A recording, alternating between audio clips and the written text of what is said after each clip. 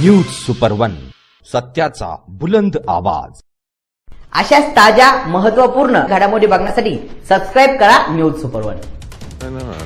संगमनेर येथे देशी दारूची वाहतूक करणाऱ्या इस्मानकडून दारूसह 2,19,520 रुपये किमतीचा मुद्देमाल हस्तगत।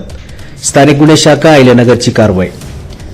सोमनाथ घारगे पोलीस अधीक्षक अहिल्यानगर यांनी स्थानिक गुन्हे शाखेस अहिल्यानगर जिल्ह्यामधील अवैध धंद्यांची माहिती काढून कारवाई करण्याबाबत आदेश दिलेले आहेत।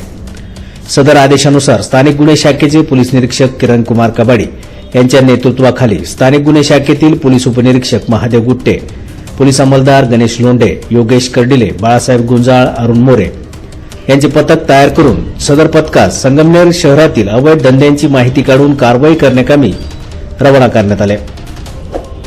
दिनांक 9 जानेवारी रोजी पहाटेच्या वेळी संगमनेर शहर परिसरामध्ये अवैध धंद्यांची माहिती काढत असताना संगमनेर येथून देवगडकडे एका 4 चाकी वाहनामध्ये देशी दारूची वाहतूक होणार असल्याची माहिती प्राप्त झाली।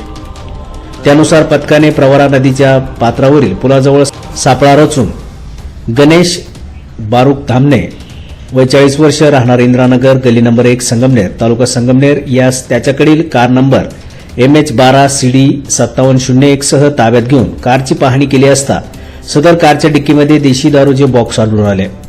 सदर बॉक्स बाबत ताब्यातील इस्माकडे अधिक विचारपूस केली असता त्याने सदरची देशी दारू ही उमेश सूर्यवंशी, पूर्ण नाव माहीत नाही, राहणार अकोले नाका, संगमनेर, तालुका संगमनेर, जिल्हा अहिल्यानगर याच्याकडून आणलेली असल्याची माहिती दिली।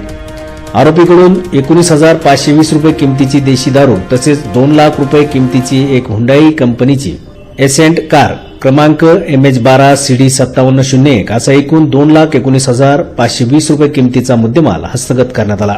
पोलीस कॉन्स्टेबल बाळासाहेब अशोक गुंजाळ, नेमणूक स्थानिक गुन्हे शाखा अहिल्यानगर यांच्या फिर्यादीवरून आरोपीविरुद्ध संगमनेर शहर पोलीस ठाणे ते गुन्हा दाखल करण्यात आला आहे।